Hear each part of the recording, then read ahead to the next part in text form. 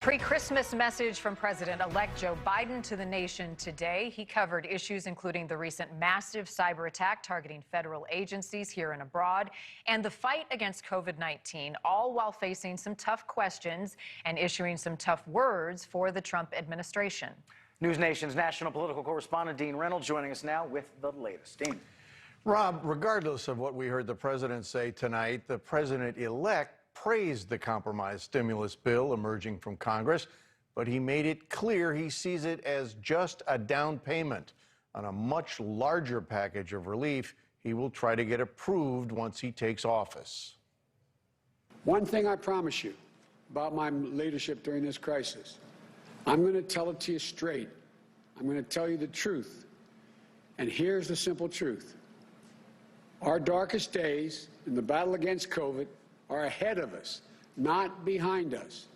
So we need to prepare ourselves to steel our spines. The larger stimulus he envisions next year would include money to vaccinate 300 million people by the end of 2021, to aid the unemployed and protect renters and homeowners from eviction, to provide all the protections businesses need to reopen and stay open, and to develop new jobs in the post-pandemic era.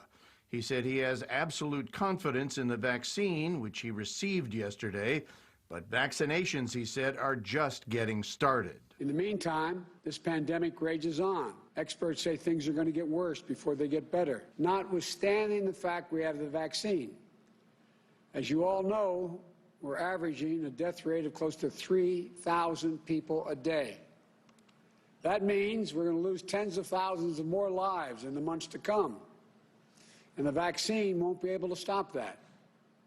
So we'll still have to remain vigilant. Then he trained his fire on President Trump, specifically citing his posture toward what experts, including Secretary of State Mike Pompeo, are saying is a massive and ongoing cybersecurity penetration of U.S. government agencies, a breach, they say, that is likely tied to Russian intelligence.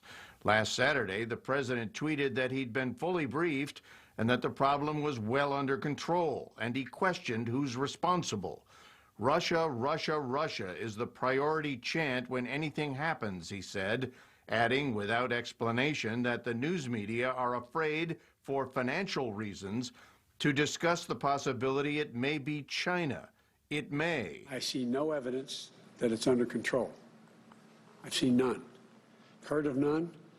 Defense Department won't even brief us on many things. So I know of nothing that suggests it's under control.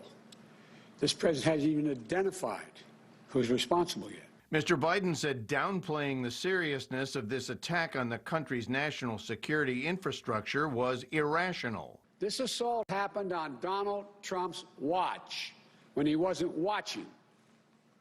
It's still his responsibility as president to defend American interests for the next 4 weeks. But rest assured that even if he does not take it seriously, I will. The president-elect also said there had been no discussion of the tax investigation into his son Hunter during conversations about who will be the next attorney general. As Mr. Biden put it, the attorney general of the United States of America is not the president's lawyer. I will appoint someone who respects the law as the law is written, not guided by me. Rob?